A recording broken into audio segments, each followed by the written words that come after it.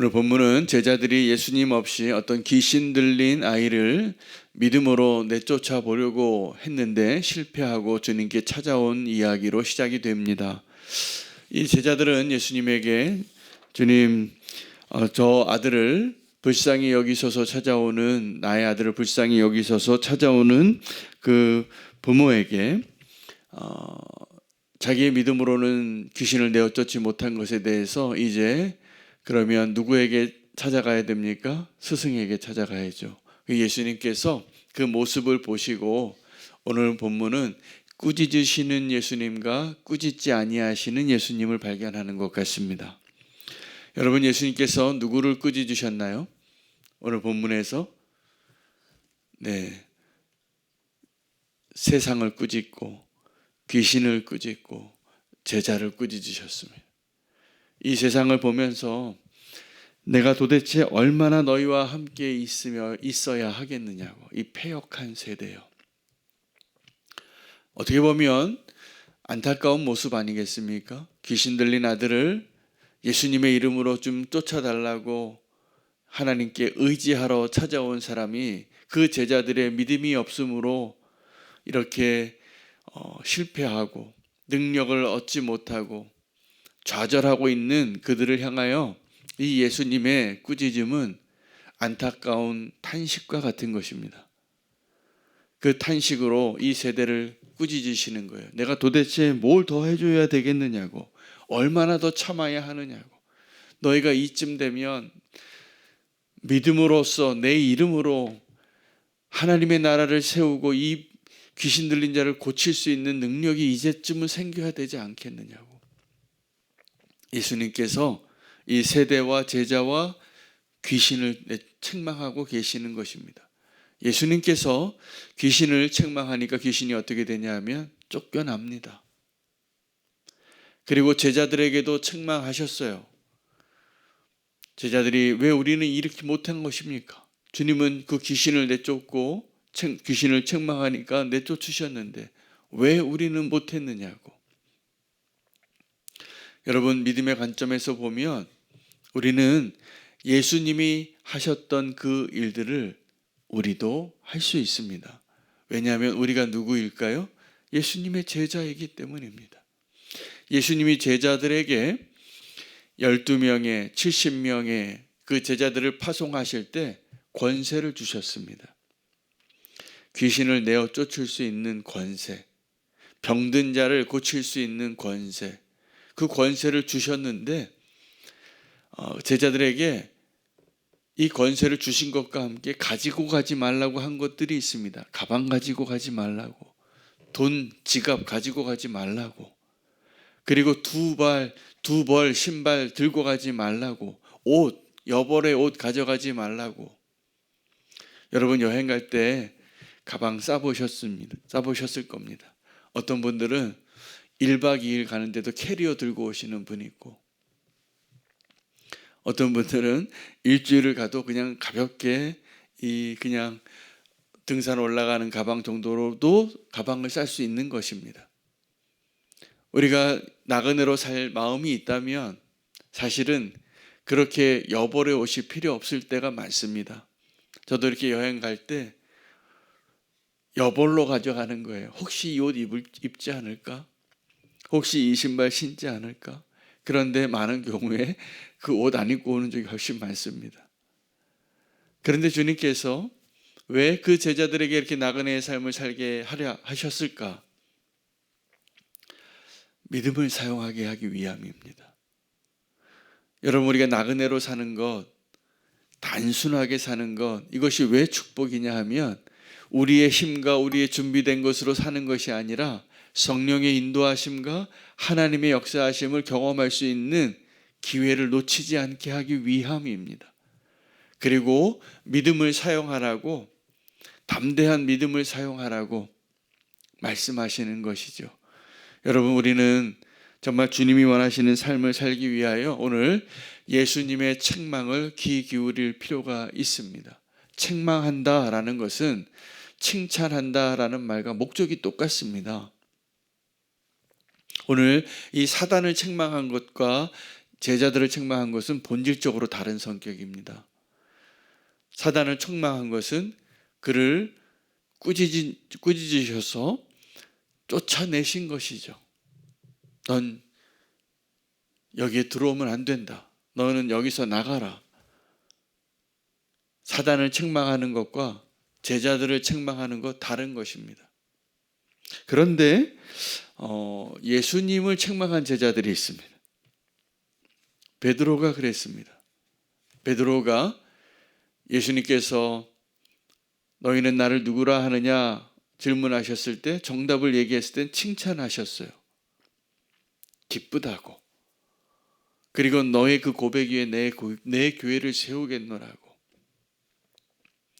그런데 예수님께서 그 인자가 고난받고 죽임당하고 부활할 것에 대해서 이야기하니까 베드로가 예수님을 꾸짖습니다.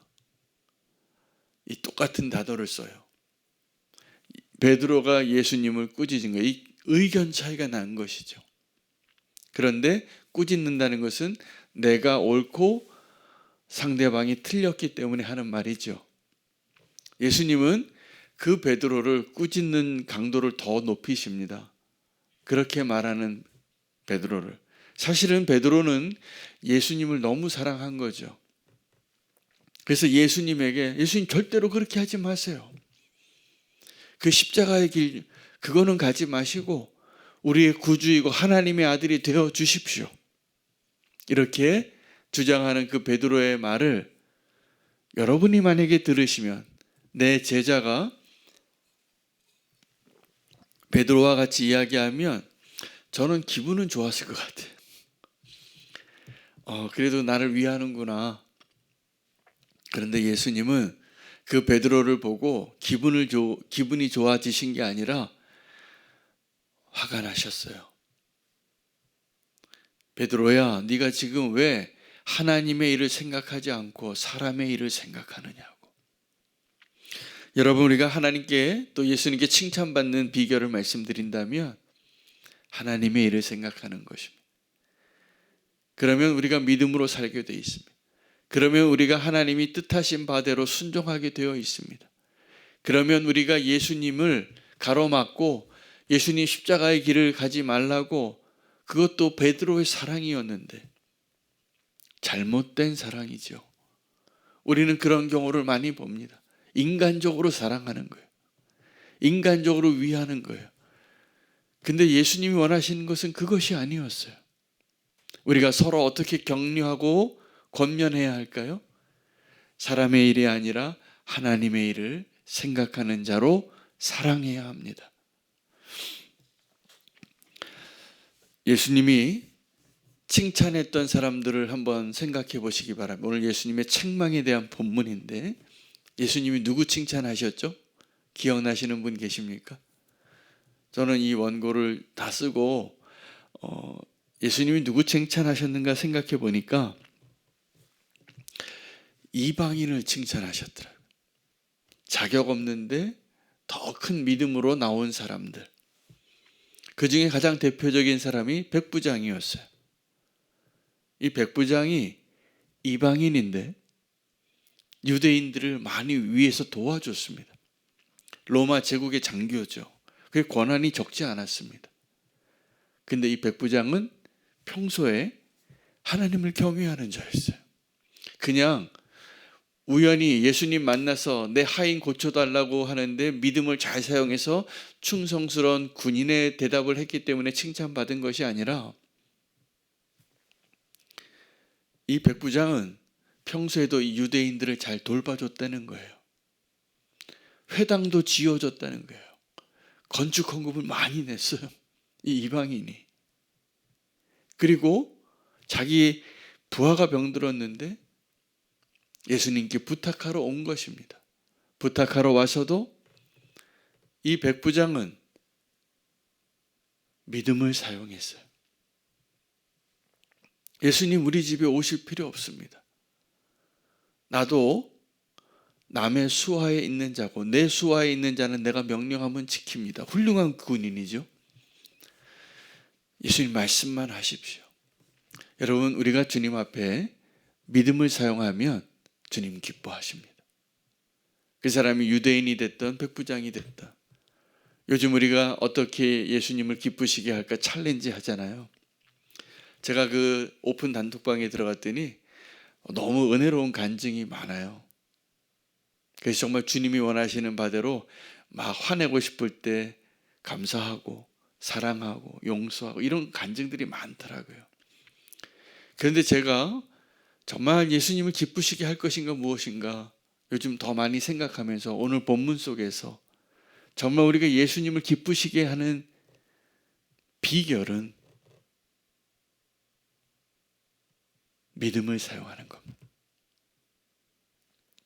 우리가 믿음을 사용해서 이 겨자씨만한 믿음만 있어도 너희가 이 산을 옮길 수 있다고. 여러분 그 믿음 있으십니까? 할렐루야. 그 믿음은 언제 자라고 언제 생기게 될까요? 믿음은요, 선물인데 우리가 사용할 때 생기는 겁니다. 믿음을 쓰시기 바랍니다. 주님이 기뻐하시는 일에 믿음을 사용하시기를 바랍니다.